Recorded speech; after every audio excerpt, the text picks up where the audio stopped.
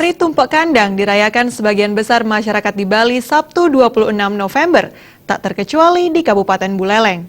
Tumpeng kandang biasanya identik dengan hewan ternak babi, namun kali ini warga di Buleleng mengupacarai puluhan burung kesayangan.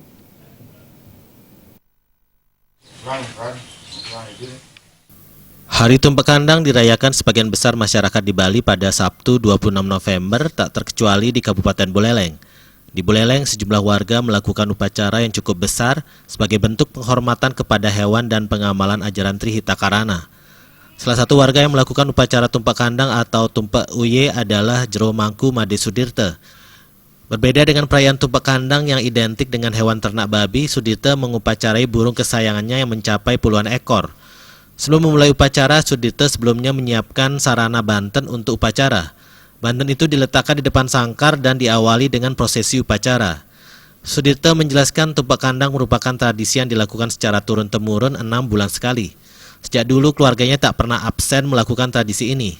Menurutnya dalam sehari dirinya bisa melakukan 2 kali upacara.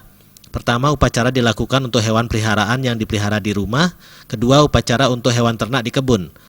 Lebih lanjut, Sudirte mengatakan upacara Tumpeng Kandang merupakan upacara syukuran sekaligus penghormatan kepada binatang, baik hewan untuk konsumsi maupun bukan. Yang artinya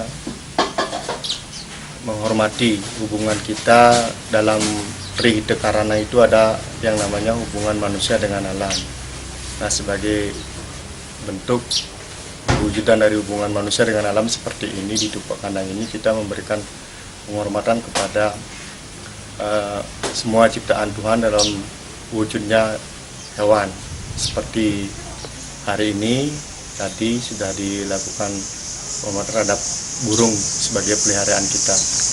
Nah, kita memberi penghormatan kepada burung itu agar hidupnya panjang umur dan kita bisa mendengarkan suara merdunya. Setelah selesai diupacarai, janur kelapa yang digunakan sebagai pembungkus ketupat digantungkan pada sangkar. Maknanya, janur kelapa itu menjadi simbol harapan burung-burung itu akan berumur panjang dan berkicau merdu. Komang Yuda, Bali TV.